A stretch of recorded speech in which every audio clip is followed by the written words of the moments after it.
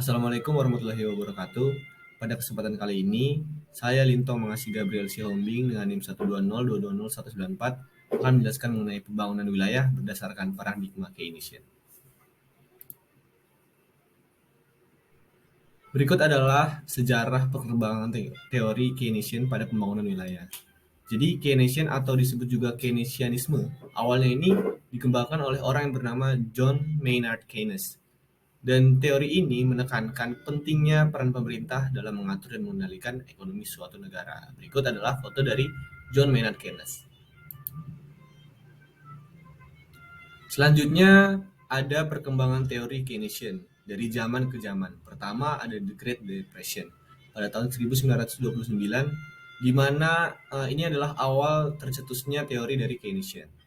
Selanjutnya ada pasca Perang Dunia Kedua, mulai dari 1945 sampai 1973. Kemudian ada stagflasi yang terjadi di 1970-an, yang mana ini membuat teori Keynesian terangkat kembali.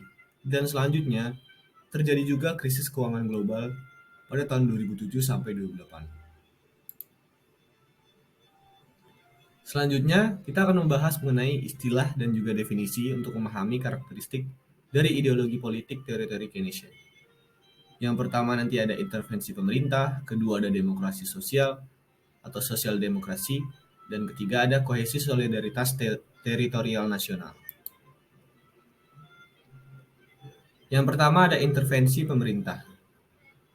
Tindakan pengaturan yang diambil oleh pemerintah yang berupaya mempengaruhi keputusan yang dibuat oleh individu, kelompok, dan organisasi tentang masalah sosial dan ekonomi. Itu adalah salah satu kegiatan dari intervensi pemerintah.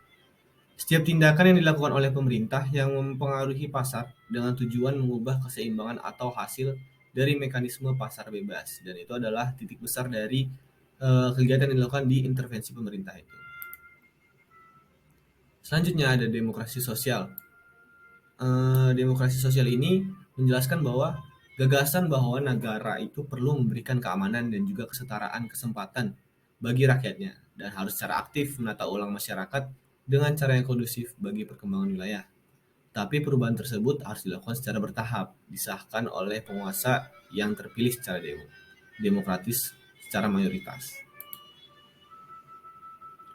Kemudian yang ketiga ada kohesi dan solidaritas teritorial nasional. Kebijakan ini bertujuan untuk meningkatkan kesejahteraan ekonomi wilayah dan juga untuk mengatasi kesenjangan wilayah. Berikutnya ada berbagai pokok pemikiran dari teori Keynesian. Yang pertama ada basis ekspor. Perbedaan pertumbuhan wilayah ini ditentukan oleh perbedaan wilayah dalam pertumbuhan ekspor barang dan jasa yang dijual di luar wilayah dan atau luar negeri. Itu adalah teori basis ekspor. Selanjutnya ada teori sirkuler dan kausal kumulatif. Dalam menjelaskan kesenjangan wilayah, Myrdal menjelaskan dengan faktor-faktor ekonomi dan juga non-ekonomi. Sedangkan Kaldor menjelaskan hanya dari sisi faktor-faktor ekonomi saja.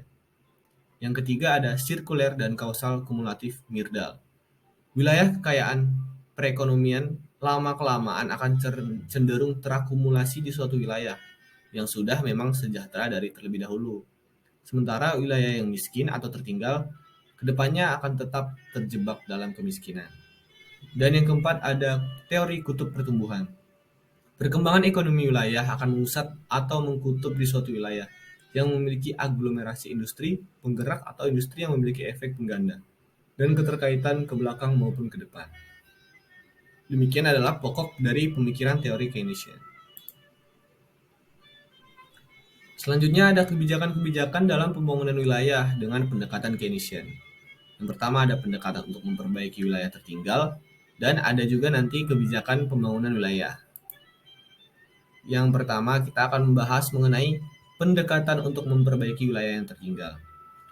Yang pertama ada kebijakan proaktif di tingkat wilayah. Fokus pada mengatasi masalah sebelum masalah itu muncul. Itulah yang dijelaskan pada kebijakan ini. Kebijakan proaktif ini bisa jadi lebih menantang untuk disetujui oleh pengambil keputusan kebijakan untuk mengatasi karena dia itu mengatasi masalah yang belum terjadi. Selanjutnya yang kedua ada investasi publik pada infrastruktur. Terdapat hubungan kontribusi yang signifikan antara investasi publik terhadap pertumbuhan ekonomi. Jadi Diperlukan pengeluaran publik untuk memperbaiki perekonomian, investasi publik di bidang infrastruktur. Kemudian ada kebijakan pembangunan wilayah.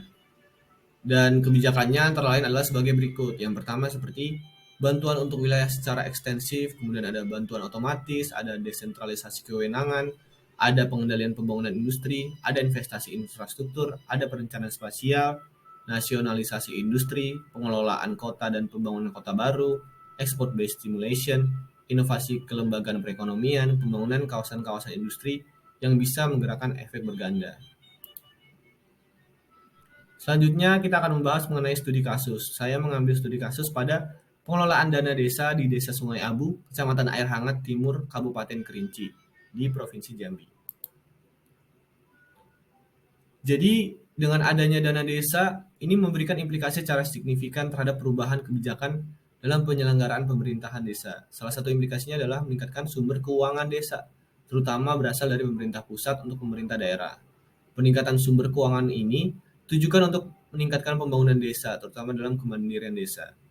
Jadi berdasarkan pengelolaan keuangan desa berdasarkan Permendagri nomor 113 tahun 2014 tentang telah dilaksanakan di Desa Sungai Abu, Kecamatan Air Hangat Timur. Tahapan dalam pengelolaan keuangan desa yang dimulainya dari perencanaan, pelaksanaan, pengawasan, pelaporan dan juga pertanggungjawaban telah dilaksanakan di desa ini. Tapi di Desa Sungai Abu ini dalam pengelolaannya itu masih belum optimal. Masih banyak terdapat masalah-masalah dalam pengelolaan dana desa yang menghambat untuk menciptakan kesejahteraan rakyatnya.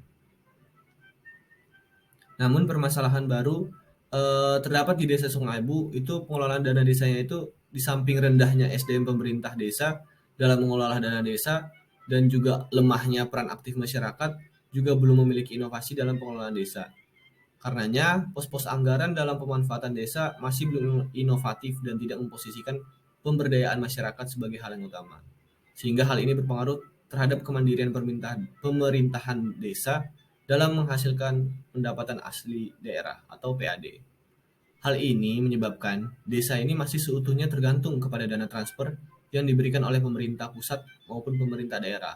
Meskipun pelaksanaan program dana desa ke desa sudah berlangsung 6 tahun, hal ini memperlihatkan bahwa dengan adanya program dana desa yang dilakukan oleh pemerintah pusat dengan tujuan menciptakan kemandirian desa justru belum terwujud.